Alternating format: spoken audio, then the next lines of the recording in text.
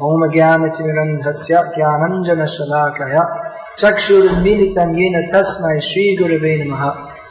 These are some basic principles of Varnashram society being discussed. Yesterday evening we were discussing particularly the Brahmacharya ashram, which is the basis of Varnashram training.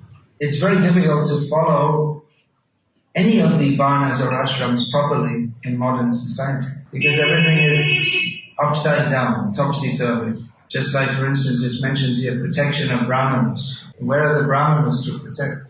Brahmanas have, for one reason or another, been forced to leave their traditional occupation. They're supposed to be protected and maintained by kings, but there are no more kings. And speaking about protection of women, but the modern propaganda is absolutely opposite of this. So it's difficult to be a good brahmachari or a good grihastha or a good wife or mother because the whole situation is quite different. We have to try and follow as best we can according to Shastra directions. Because even if others aren't following, even if the society is corrupted, as much as we follow, that will help us to advance in Krishna consciousness. Of course, simply by being a good brahmachari or a good grihastha doesn't automatically make one Krishna conscious. But if we very clearly keep Krishna conscious as our goal, which we should do, then we should understand that by following the principles of brahmachari life, grihastha life, sannyas life, Stri dharma, all these things, then that will help us to advance in Krishna consciousness. Srila Prabhupada wanted to re-establish Varnashram society, which is a very big ambition.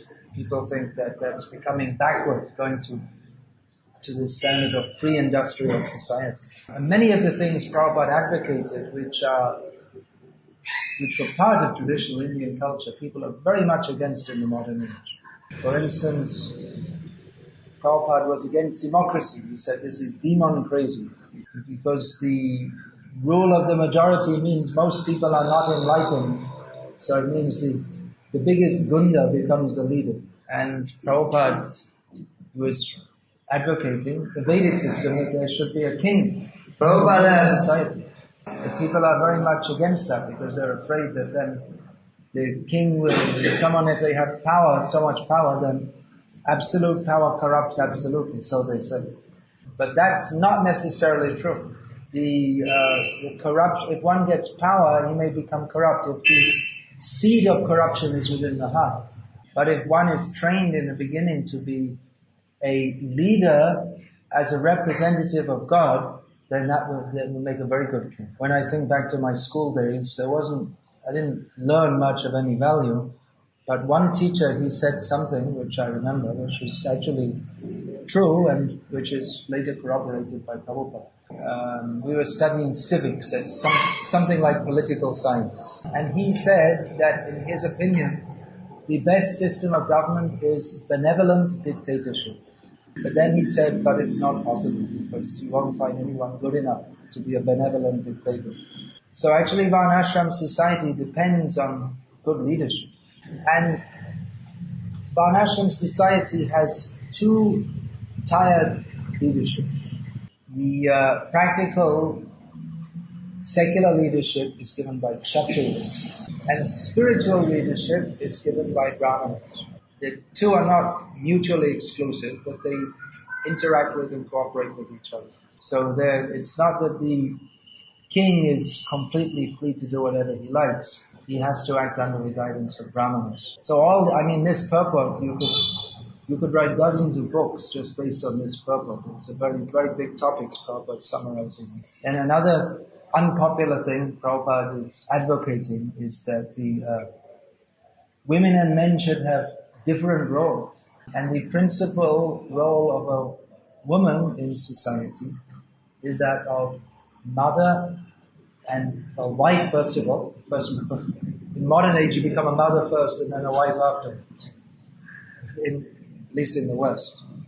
But in the proper system, you become a wife first and then a mother.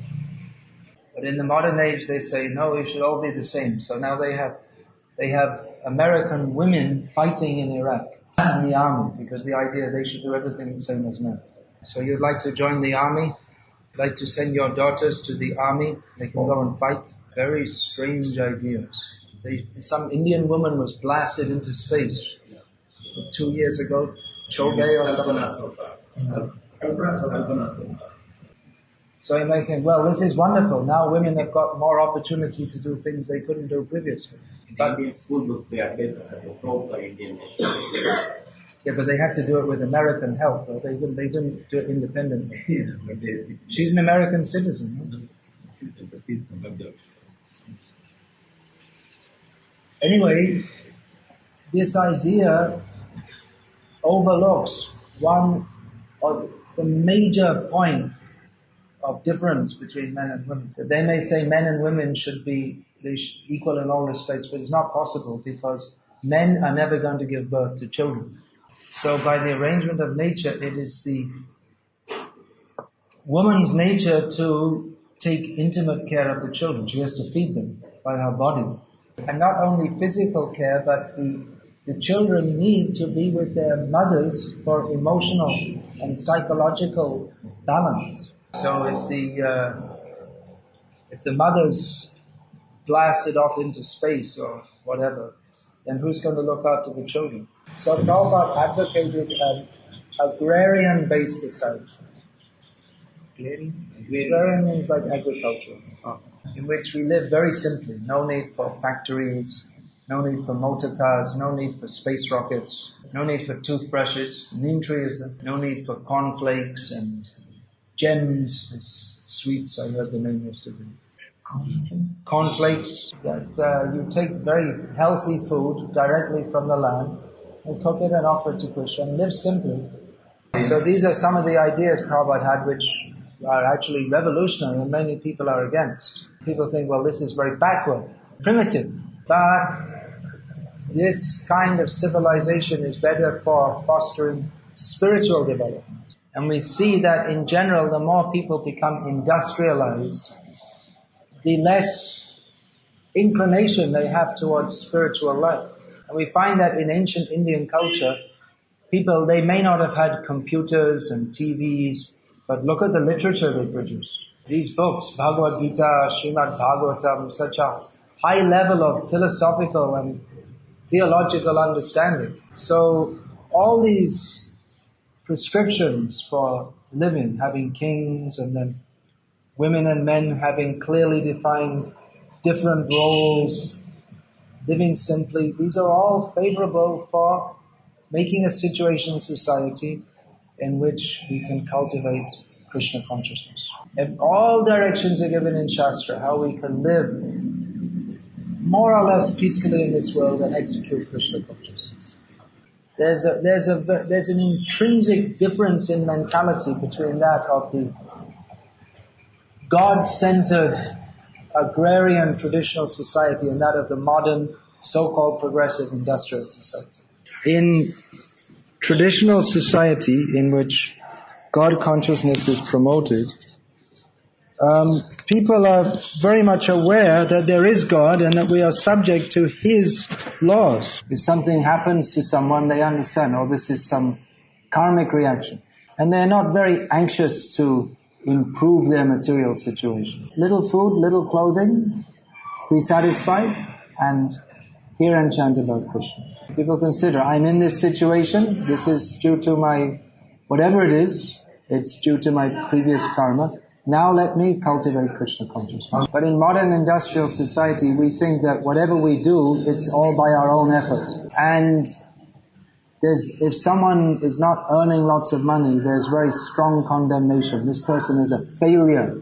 It's a very competitive society, whereas Varnashram society is more based on the principle of cooperation. So Prabhupada was advocating a completely different approach to life. So we can be Krishna conscious in modern society. There are many impediments. That has been offset by Chaitanya Mahaprabhu's special benediction. Haren Nama, Haren Nama, Eva Kevalam, Kalo Nasteva, Nasteva, Nasteva, Gatiranyata. we shouldn't complain too much that the situation is very bad, because we have special mercy of being able to chant the holy name.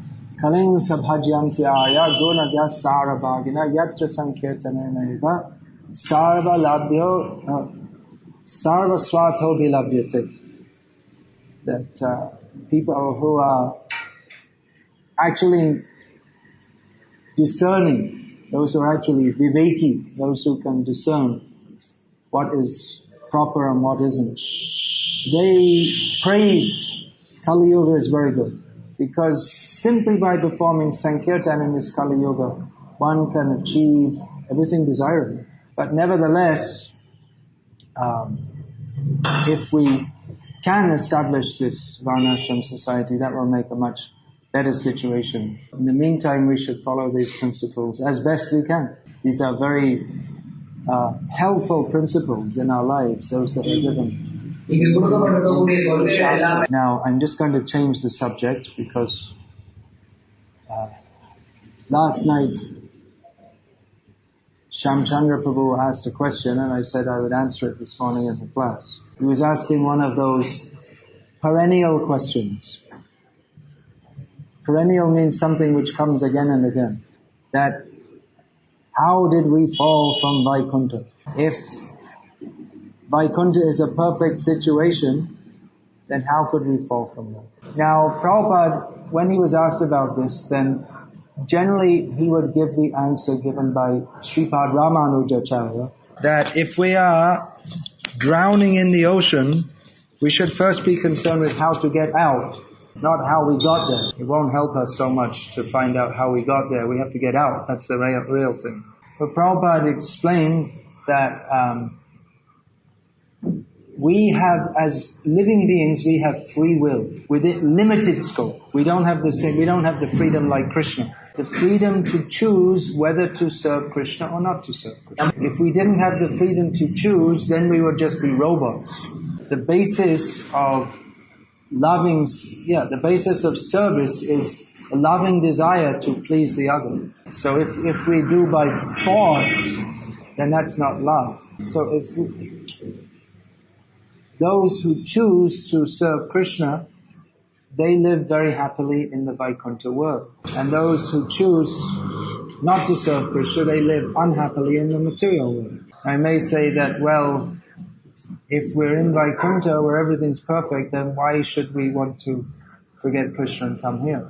But that we must have a choice, even in the spiritual world. We have to understand that. Otherwise, if there's no choice, then it's not love. And that we have a choice presupposes the possibility of misusing it. So we may say, well, how can Maya come in the spiritual world? It doesn't. But the possibility to choose is there. And then as soon as we choose the wrong thing, then we go out of the spiritual world. This is the basic understanding as Srila Prabhupada described it. It is undoubtedly a difficult topic, but the point we should understand is that we are here not because Krishna has forced us to be here, but out of our own choice. As Lord Krishna states in Bhagavad-gita, Purusha sukha dukhanam bhutritve hetu ruchite. The happiness and distress we experience in this material world are caused by us. Now some people say, no, we've always been here. We're never in the spiritual world. But if that was so, that would mean that Krishna had forced us to come here. He has given better intelligence to some and less to others. By his arrangement, some are in Vaikuntha and some are not. So a better understanding is that Krishna gives everyone the same opportunity, but some use it properly and some misuse it. So, is there any question about this? I heard that it's possible only to once fall down, otherwise if we're going again there, we are like empowered by... Then when we go, can we come back again? Well, in Gita, Krishna says no, but then when Prabhupada was asked, he said, the possibility is there. Yeah, because the choice, you don't become a robot once you go there. The choice remains. Although the chance of misusing that is less. Although our devotees in ISKCON spend a lot of time discussing this, actually our acharyas, they haven't discussed this so much. Those who discuss so much, they does not want to so many practical things. They don't want to work hard. Those who are so much interested in just discussing this thing. They are like mental speculators or something. They waste so much of their time. Just in thinking about so many practical things. The point is we should just accept that it's our fault. Don't blame Krishna. I'm good, but Krishna isn't. Devotee doesn't think like this. We have to serve Krishna. So back to that point, as Prabhupada usually used to reply, that the main thing is we have to get out of here by serving Krishna, not that we spend all our time thinking how we got here. So I want to thank the devotees who are serving here. Staunch team of 3 brahmacharis are staying in this. It's an austere situation. Vellore is a very hot and dry place. Hot and dry. These words must be well known in Tamil. I think these 2 words must be very common in Tamil. Hot and dry. But you get more mercy from Krishna by struggling for him. That is my personal experience. Not only mine, but that of so many others. All the great devotees that we've heard about in history, they were how great because they went through so many difficulties to serve Krishna. That is the test, whether you want to serve or whether you want just easy life in the name of Krishna Bhakti. As Prabhupada often used to say, just give this one life to Krishna. You will not be the loser. Hare Krishna. Any other points? Yesterday in the class we were saying like, actually the brahmacharya life begins in the house, home itself. Well, that's like kindergarten. Yes. It's saying that cultural training is given at home. It's really a very wonderful part. We are seeing the character of parents, especially mother itself. The child imbibe all the good qualities. You see, the guru is not supposed to have to teach the child how to wash the backside after passing stool and all this kind of thing, which Prabhupada had to teach everything. But these things are taught at home. Plus the basic idea of respect for elders, all this kind of thing. I remember in a village in Bangladesh, so many places I go, and young boys would come, and immediately, no one told them, immediately bow down. 5 years old, because they're trained like that. Not Gurukul boys, in their boys that are living at home. Before going to Gurukul. Just saying, I was also thinking, even in India also, just like we are discussing about training of brahmacharis. The future mothers are young Madhajis. But even in India also now, the young Madhajis, they are trained to become computer engineers and everything. They don't know cooking also. No, it's really horrible situation. Hare Krishna. Srimad Bhagavatam ki jai.